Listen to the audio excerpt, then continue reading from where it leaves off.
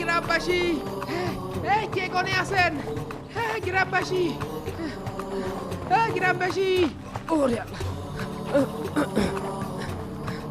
গ্রামবাসী, আপনারা কোনে আছেন? তাড়াতাড়ি এদিকে আসেন। গ্রামবাসী, দাঁড়াও হাসেম ভাই, তুমি যদি লাল গুটি দিতে পারো একটা স্পিরিট। ঠিক তো? হ্যাঁ ঠিক। বুঝিস কিন্তু। হ্যাঁ ভাই এ লালগুটি যাবে না নি? আরে দেখ না কে। আরে তুই দেখ ভাই, এই নিচের বিটটা ধরেন দিনই টুক করে মেরে দেন। এই দে দে দে দে দে দে। এই দে, এই তাড়াতাড়ি দে। দে ভাই দে। দেখ এই মজোটাই খা ভাই। খাবি নাকি? আবার জিগায়। হ্যাঁ, এক মুটকি করে আমাকে একটু দেন। মেরে দিস। দেন ভাই। এনে শান্তি। স্পিড খাওয়ালে ভালো হইতো কন ভাই। ভাই, তোরা দেখ, আর বাজি ধরবি? বাজি ধরার জ্বালা আছে।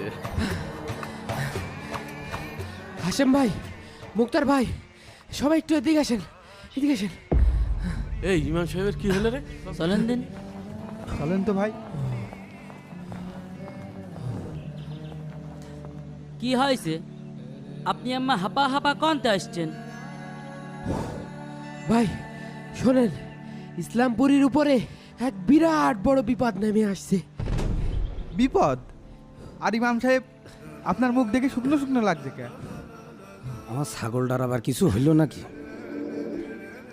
কালকে রাত্রে আমি একটা গভীর ভয়ঙ্কর স্বপ্ন দেখেছি। স্বপ্ন? কিসের স্বপ্ন? দেখলাম আমাদের এই ইসলামপুরীর উপরে বিশাল বড় এক গজব নেমে আসছে। কি করছেন?